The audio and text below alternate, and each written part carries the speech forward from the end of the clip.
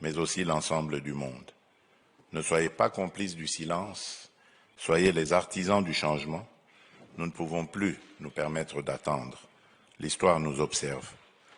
Pour le reste, je puis vous assurer que, plus que jamais, le peuple congolais est résolu à défendre et à préserver l'intégrité de son territoire, quel qu'en soit le prix.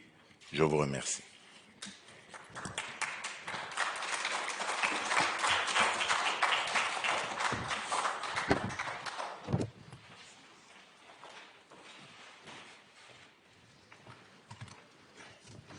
Thank you, Mr. President. So I guess you've outlined a number of important points there, but what, in your view, is needed to stop the fighting? Qu'est-ce qui est nécessaire pour mettre fin à la guerre?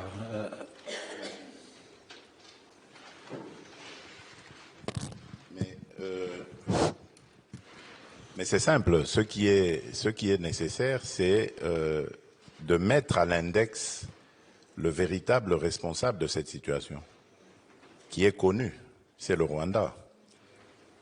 La communauté internationale s'est pris de pitié, comme nous tous à l'époque, en 1994, lorsque le Rwanda a été victime de génocide.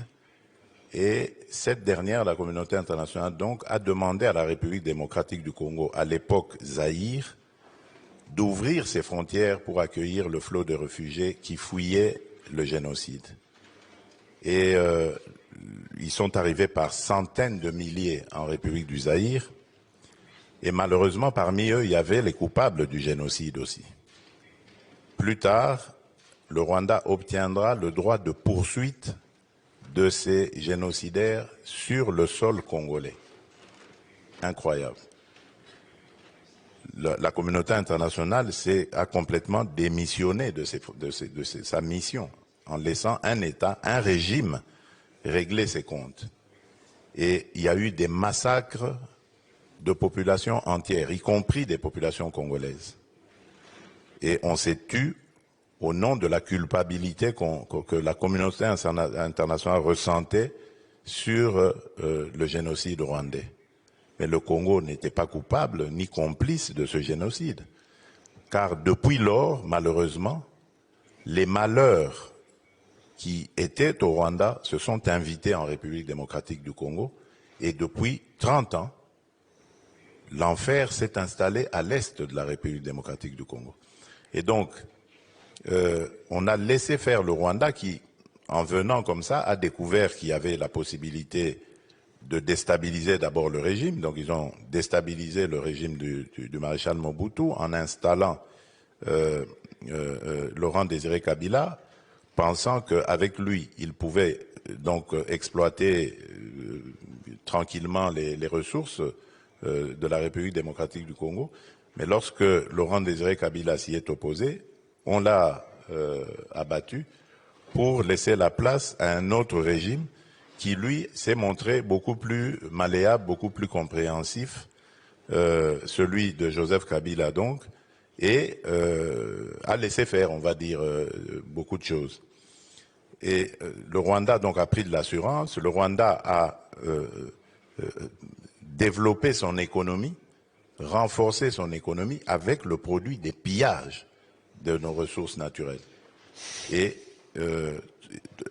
avec l'œil, le regard complice de la communauté internationale, puisque ces produits, ils les revendaient à des grandes multinationales et à des États qui ont acheté tout ça et conforté la position du Rwanda. Et aujourd'hui, nous avons le résultat qui est là.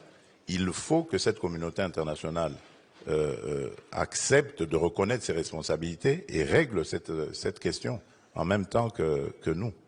You spoke of the risk of a wider regional war. Vous avez évoqué un scénario où la guerre va élargir, il y aura une guerre, si j'ai bien compris, régionale.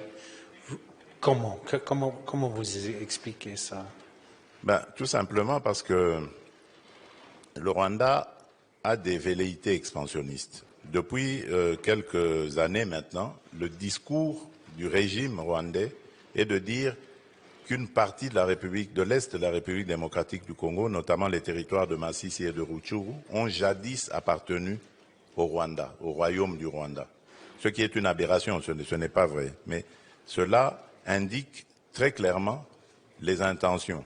En fait, dans le Masisi, il y a une mine dans un lieu, une localité appelée Rubaya, et c'est là qu'on trouve les minerais de coltan et des 3T, les trois matières très prisées, tungstène, étain et tantale.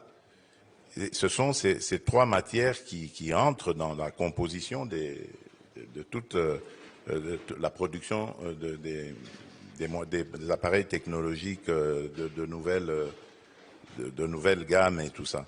Et donc, c'est des matières très prisées qui alimentent justement ce conflit du sang, parce que le Rwanda est obligé, pour voler, piller nos ressources, de créer de l'instabilité permanente, qu'il n'y ait pas l'autorité de l'État dans cette région, de provoquer une sorte d'épuration ethnique en effrayant par des massacres, en infligeant la peur, la terreur, et en poussant ces populations à se déplacer, à laisser libres ces terres pour qu'ils les exploitent tranquillement. But do you have an alternative vision of how natural resources should be accessed, managed, and the revenues? What would you prefer to see? C'est quoi l'alternative?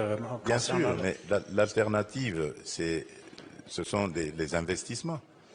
Je crois qu'il faut faire des contrats qui soient transparents avec des firmes qui travaillent dans le domaine, et c'est ce que nous tuons à dire tous les jours. Nous avons d'ailleurs pour cela porté plainte contre la firme Apple, par exemple, qui était un des bénéficiaires de ce trafic illicite. Et depuis lors, ils ont déclaré qu'ils ne traiteraient plus des matières venues ni du Rwanda ni du Congo.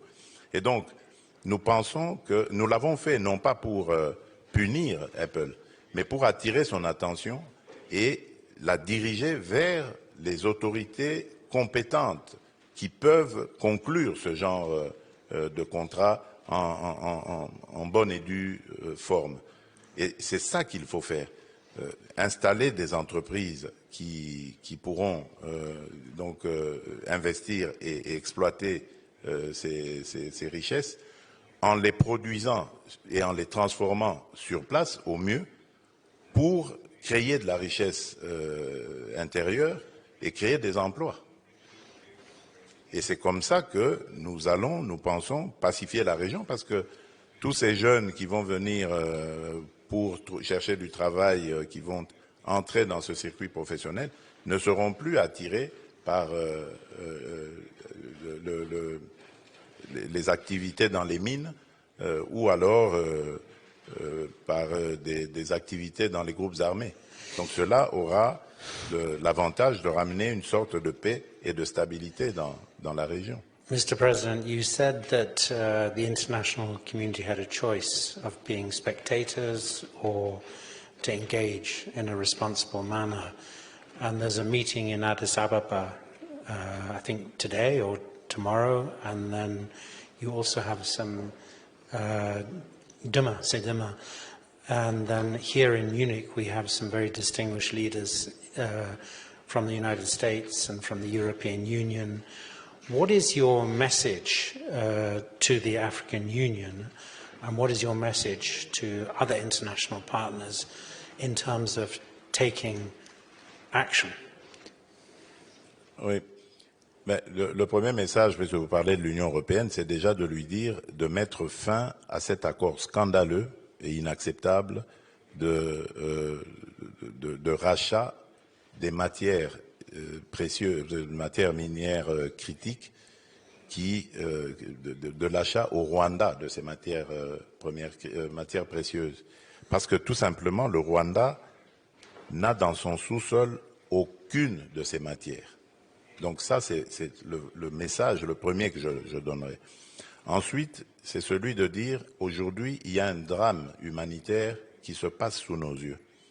Et ces populations qui, déjà, avant la chute de Goma, s'étaient agglutinées autour de la ville de Goma par millions, dans des camps de fortune, ont été sommés de quitter ces camps et de retourner dans leur localité d'origine, sans transport, sans garantie de trouver quoi que ce soit là-bas, parce que leurs champs étaient détruits, les écoles et tout ça. Et il y a des enfants parmi eux donc, qui vont devoir refaire la route jusqu'à leur localité, avec toute l'insécurité qui peut subvenir, parce que c'est une zone de guerre. Donc le drame humanitaire que l'on déplorait déjà il y a quelques mois autour de la ville de Goma risque de s'accentuer. Donc il y a une urgence. Ça, c'est ce que je lancerai aussi comme appel. Donc, dans les semaines qui arrivent.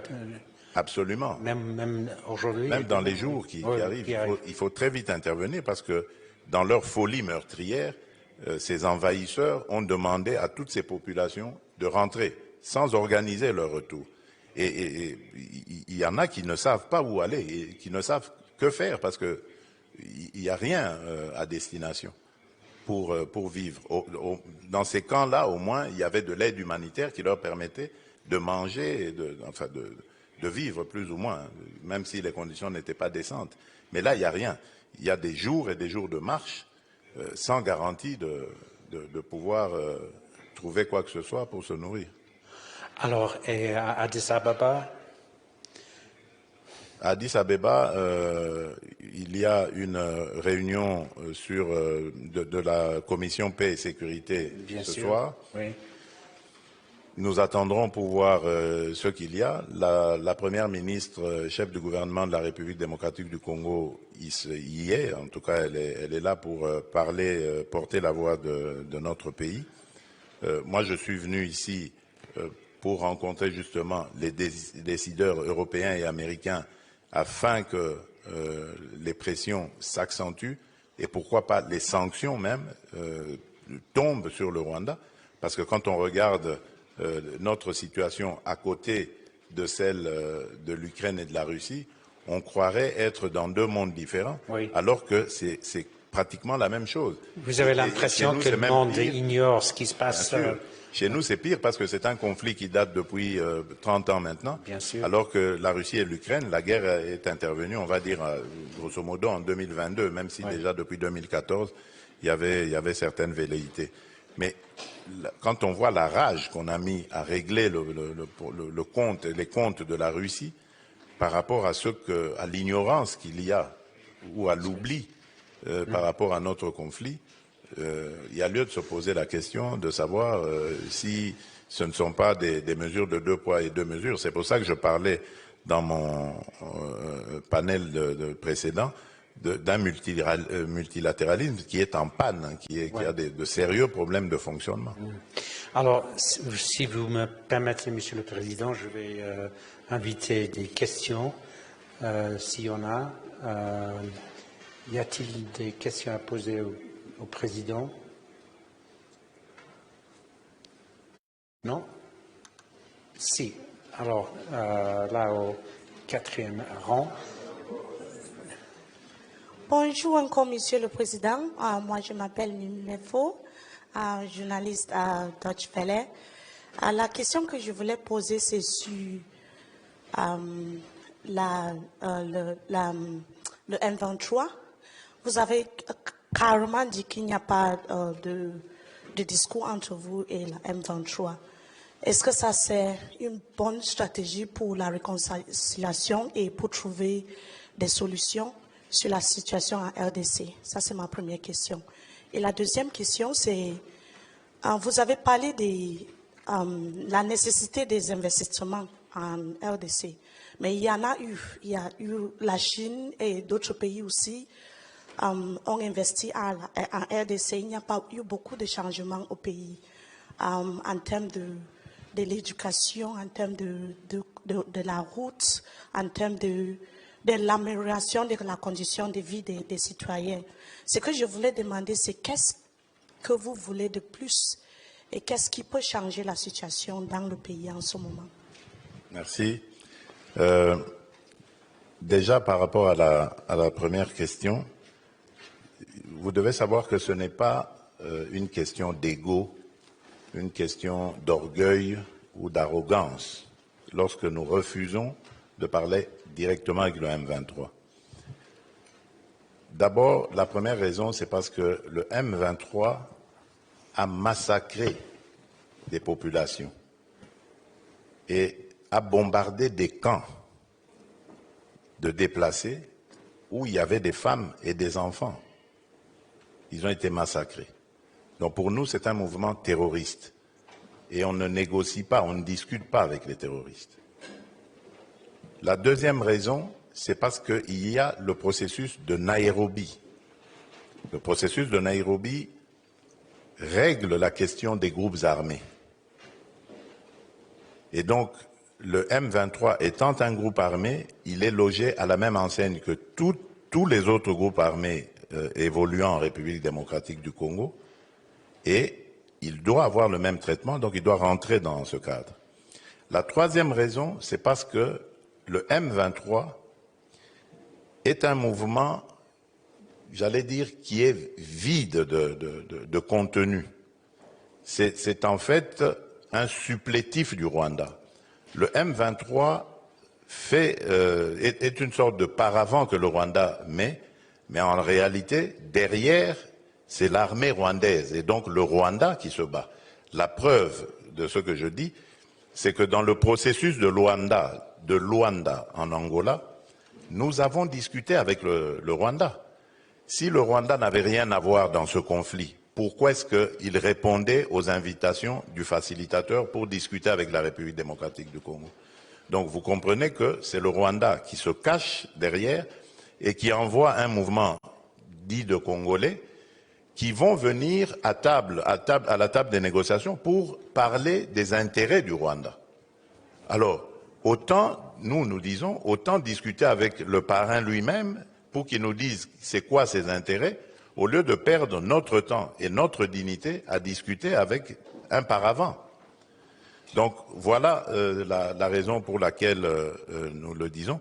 Et quand vous dites que ça ne va pas faire avancer, mais si ça va faire avancer la paix, parce que comme je vous l'ai dit, le processus de Nairobi est là, et le processus de Nairobi était justement inspiré pour régler la problématique des groupes armés. Alors, par rapport aux investisseurs, vous avez parlé des Chinois et autres. Vous avez raison. Ça n'a pas ces investissements ou ces exploitations des mines, des minerais congolais avec des contrats chinois ou autres n'ont pas donné grand-chose. Mais vous avez raison. Lorsque je deviens président, justement, en 2019, bon, on a eu malheureusement l'année de Covid qui a paralysé le commerce international pendant à peu près 2 ans, 2020-2021. Mais en 2021, je prends langue avec les Chinois pour leur dire que je n'étais pas d'accord avec la manière dont notre partenariat était entrepris. Et donc, pour moi, il était question de revoir les termes de tous ces contrats qui avaient été signés avant mon avènement et d'aller sur des modèles qui seraient gagnant-gagnant, avec la possibilité donc pour nous Congolais, comme je l'ai dit tout à l'heure dans ma précédente intervention là, d'aller sur des modèles gagnant-gagnant qui ferait que nous allons développer ces produits. Donc en plus de les avoir produits, nous les transformons dans notre propre pays. Et comme ça, nous ajoutons une valeur à ces produits qui créent donc de la richesse, qui créent de l'emploi. Le seul défi que nous avons aujourd'hui, c'est le défi énergétique, parce que ces minerais, vous pouvez vous l'imaginer, demandent beaucoup d'apports en énergie pour pouvoir être extraits du sous-sol et également transformés. Donc nous sommes dans un processus qui va nous amener à ces étapes-là qui nous permettra de créer une chaîne de valeur à l'intérieur même de notre pays. Et cela, vous verrez, aura un impact positif sur l'économie et le social. Donc c'est un processus qui est entamé. Malheureusement, il va être interrompu de nouveau à cause de ces guerres stupides et injustes qu'on nous impose, parce que nous serons obligés maintenant de mobiliser les ressources que nous avions peut-être préparées ou prévues pour la construction d'infrastructures d'énergie, des infrastructures routières et autres, pour renforcer les capacités de notre armée de défense et ainsi pouvoir faire face à cette agression. Malheureusement, nous perdrons encore du temps, mais ça, évidemment, c'est sûrement l'objectif de l'ennemi, c'est-à-dire nous distraire, nous ralentir, nous déstabiliser pendant que lui, il pille les ressources de notre sous-sol et les vend au plus offrant sous d'autres cieux. Y a-t-il des autres questions? One question, Monsieur le Président, I wanted to ask you is what is your expectation of the Luanda process now? Qu'est-ce que vous souhaitez? Qu'est-ce que vous... c'est quoi l'avenir de... Oui. Maintenant, le processus de Luanda, je crois qu'il connaît quelques turbulences parce que je crois que vous avez suivi l'intervention du président João Lourenço qui va devenir le président en exercice de l'Union africaine et donc qui va avoir un agenda beaucoup plus étoffé, plus dense et qui ne lui permettra pas de continuer à gérer. Mais la question avait été anticipée récemment lors du sommet conjoint entre la East African Community et la SADC. Je dis qu'elle a été anticipée dans le sens où on pensait déjà à ces charges qui vont s'alourdir pour le président João Lourenço et donc voir comment est-ce qu'on peut lui adjoindre d'autres chefs d'État, un ou deux de plus, qui lui permettront donc de manœuvrer plus à l'aise. Et là, comme il se retire carrément, donc ce ne sera plus lui adjoindre des chefs d'État, mais ce sera désigner des chefs d'État qui vont reprendre le relais. Donc le processus n'est pas mort, il est simplement au ralenti. En attendant, j'espère la désignation du président João Lourenço et d'un nouveau facilitateur. Alors, je peux continuer à poser des questions, mais y a-t-il, are there any questions from the floor? Please.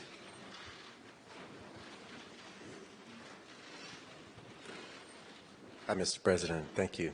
I'm interested in the case that you had with Apple, and I'm wondering if there is future possibilities for public-private sector solutions to the critical minerals problem, and wondering if perhaps the Kimberley process example with conflict diamonds would be a possibility. Oui, moi je pense que vous avez raison et je l'ai déjà dit d'ailleurs, il faut aussi pour les autres minerais, coltan, or, cassitérite, en fait, on peut en citer, il faut peut-être aussi un processus de Kimberley pour ces minerais-là aussi. Je crois que ce serait une bonne chose qui nous permettrait de réguler ce marché. Où il faut une identification par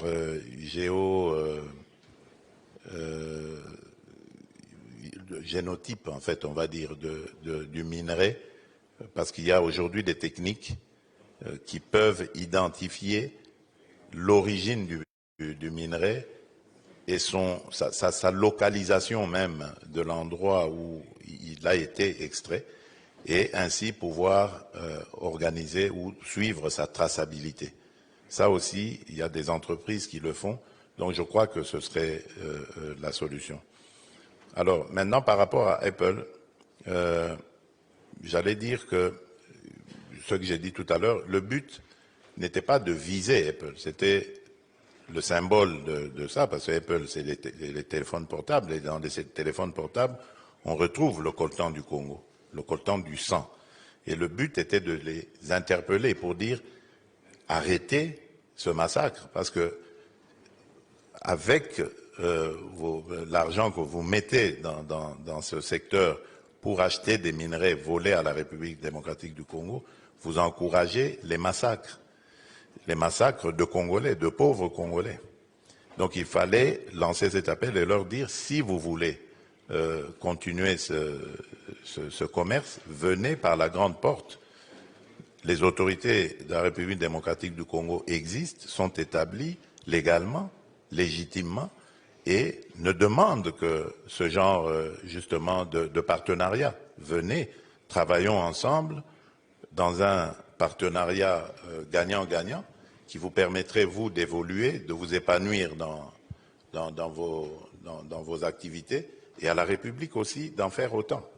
Donc, c'est comme ça que nous voyons la chose, mais malheureusement, ça ne se passe pas de cette manière-là. Thank you. Other questions from the floor? Monsieur le Président, one question I wanted to ask you was about opposition. You mentioned that you've been president for 6 years and there are elections in the DRC. What about opposition within the DRC? Is that a factor in terms of bringing this conflict to an end or complicating it further? D'abord, la situation de l'opposition, j'allais dire, elle est... nous trouvons aujourd'hui en République démocratique du Congo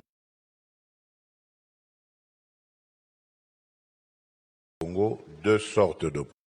À ces activités, normalement, qui a participé aux dernières élections à chance égale avec le président sortant et qui a perdu ces élections de manière claire. Et cela a été reconnu par tous les observateurs sérieux. Et il y a une autre opposition, celle du pouvoir de mon prédécesseur, qui a refusé complètement d'entrer dans le processus, de participer au processus électoral, a refusé parce que, justement, elle préparait la déstabilisation, qui devait normalement intervenir depuis 2023 pour empêcher la tenue des élections. Mais comme ils n'ont pas réussi à le faire, donc les élections ont quand même eu lieu, et c'est maintenant qu'ils trouvent le moyen de se rallier au Rwanda et à ce M23 et AFC pour nous faire la guerre et déstabiliser le pays. Donc ce sont ces deux oppositions-là. Alors, lorsque vous demandez si ils ont comment vous avez dit ça, une sorte d'influence sur les choses, bien sûr, puisqu'ils ont une capacité de nuisance, ils l'ont démontré en s'alliant au Rwanda et en déstabilisant le pays. Mais moi, mon rôle, c'est de mettre tout le monde devant ses responsabilités. L'histoire nous jugera. Parce que ceux qui sont victimes aujourd'hui de ces dérapages, j'allais dire, de l'opposition, ce sont des Congolais. Et ces Congolais-là jugeront ces gens. Un jour, ils sauront qui a fait quoi. Je le dis ici, la démocratie dans notre pays ne s'est jamais aussi bien comportée que sous ma présidence. Dans ce pays-là, quand nous étions dans l'opposition, les opposants étaient assassinés. On entrait, le pouvoir envoyait des hordes de policiers, de militaires dans les églises pour abattre des opposants. Les manifestations étaient interdites. À chaque fois qu'il y avait des manifestations, on devait dénombrer des morts. Aujourd'hui, ça n'existe plus.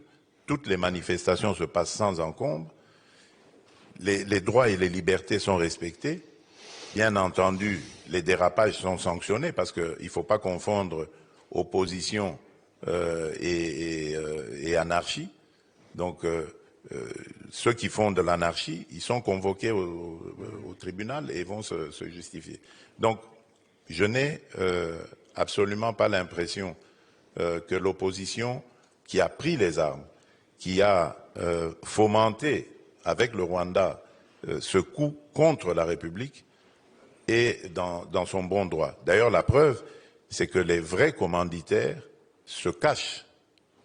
Et le vrai commanditaire de cette opposition, c'est mon prédécesseur, c'est Joseph Kabila. Mais il ne l'avoue pas, il n'assume pas ses actions. Voilà. Well, we're coming to an end. Is there one more question?